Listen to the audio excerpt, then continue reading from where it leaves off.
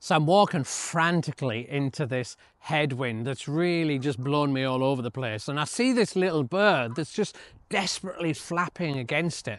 And suddenly I have this realization, a lesson I learn about peace and busyness that just changes the way that I see things. And if you're struggling with stress and busyness and you're overwhelmed, you've just got too much to do, and no matter how hard you work, you never get to the end of it, then I think that you're going to really enjoy this lesson and find it really, really helpful.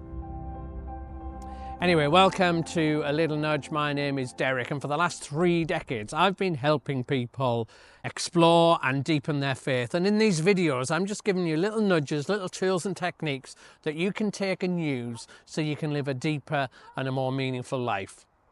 I'm standing looking at this beautiful Welsh valley, but I'm feeling like so frustrated because I've come to this spiritual place in South Wales where there's loads of stories of miraculous things happening there. And I'm in a bit of a bad way, you know, my life's not gone well, it's a bit screwed up. And so I've come here to seek God for something special to happen, but nothing has. And I'm feeling like so frustrated. I don't know if you've ever felt like God has just let you down and he's like never come through for you when you desperately needed him to. Anyway, that was me.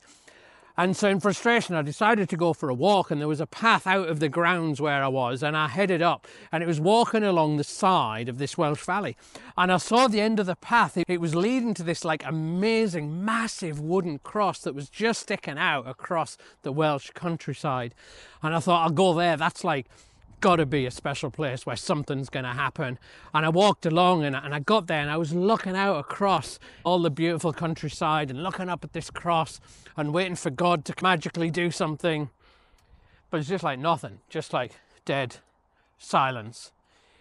And so in frustration, I sat down on the bench. And bored, I looked around, and then I noticed this bird of prey just down in the valley. And it started to just slowly hover and glide up, and eventually it glided up, so it was like level with me. I could see it almost eye to eye, but then it just kept going. It kept gliding and going higher and higher and higher till actually I couldn't really see it anymore. And I love bird of prey, and I thought, oh, that's just like really interesting. And then I went back home. A few weeks later, I'm out walking again. And this time it's like a windy day. It's just such a wild, windy day. And I'm walking it, and it's like wind is so strong, like my eyeballs are pinning to the back of my head. But I keep going, struggling through this wind.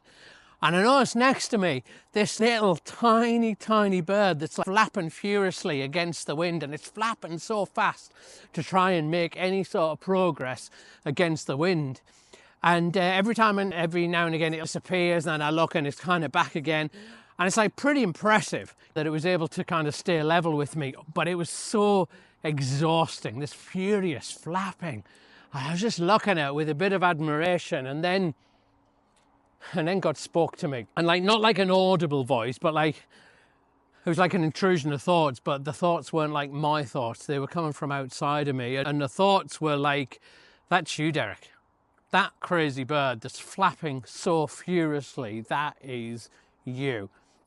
And I recognised it, you know what I mean? That was my internal life. It was just furious flapping, so much chaos and busyness.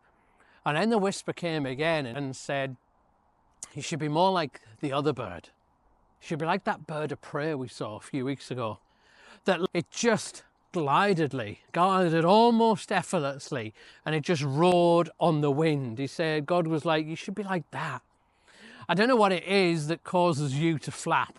Do you know what I mean? Why are we flapping so furiously and frantically, exhausting ourselves with all the busyness that's around us? What causes that internal frantic flapping?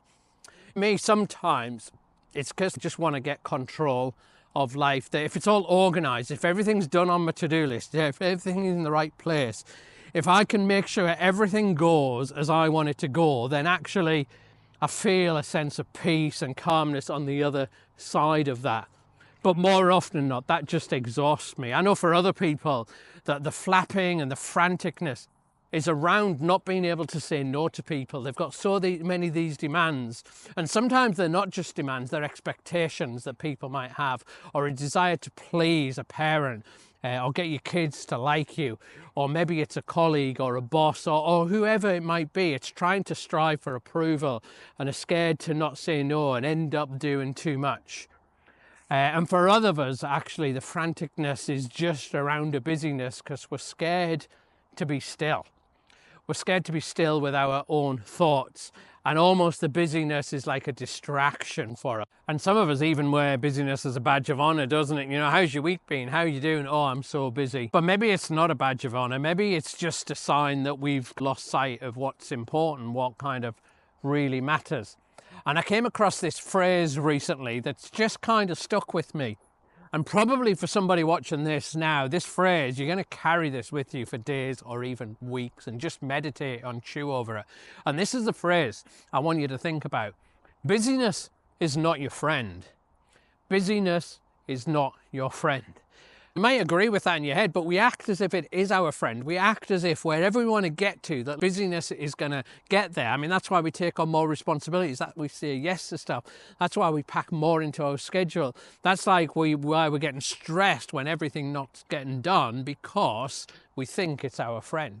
But when you think about where you really want to get to, you know, how your life, really want your life to be, maybe with like deep relationships, maybe you want a sense of peace, maybe you want real joy or contentment or a deep connection to God, or to leave a legacy or whatever, wherever it is you want to go. If you stop and think about it, actually, busyness is not going to help you get there, is it? Actually, busyness takes you in a completely different direction. It takes you towards stress and anxiety and fear.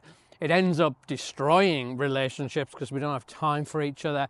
It leads us to living shallow lives. It leads us to medicate by consuming stuff and filling our bodies with stuff that it's not our friend at all. And so the question it leads me with, I'm thinking about, how can I be somebody who glides rather than somebody who flaps? And I would love it if you would subscribe to my channel and click like and maybe even share a comment about what you're thinking. It would really encourage me in the stuff that I'm recording. But when you think about how can we become people who glide through life rather than flap, I'm drawn to a story about Jesus, which is so thought-provoking. And he's just fed, in John chapter 6, he's just fed 5,000 people. He's just done the miracle of miracles that's going to be talked about for like centuries and centuries. And he's got all these people who he's fed, and they're all amazed and in awe at him. And then he does something very odd, and he decides to leave them all and go to a quiet place on his own. That he's got like this opportunity before him, and he decides to leave it. He decides to have less influence. He decides to be less productive. He decides to say no to a golden opportunity, and he decides to disappoint people. And the question I tend to wonder when I look at that story is, what was Jesus' internal life that gave him that freedom to just draw limits and just say, I'm not doing that. I'm not going to live to other people's demands. It's just okay if I just disappoint people. What gave him that internal freedom to live like that? And there's a really intriguing comment that he makes in John 5 verse 19. And he says, I only do what I see my Father doing. He says, I put limits on myself. I don't do everything. I don't do what people ask me to do. Actually, I only do what I see my Father doing. He's kind of saying, I'm not living from an external place of external demands. I'm living from this place of this divine center. I'm living out of a deep peace and my connection with God. And that's why I don't need to control everything. He says, that's why I don't need to strive to please other people. That's why I don't measure my worth by my productivity, because I only do what what I see the Father doing. How do we live lives where we glide rather than we don't flap? We live from a deeper place. Rather than live outside in, we live inside out. Because I don't know about you, but I've just found that the busier I am, the emptier I get. That the faster I go, the more that I miss.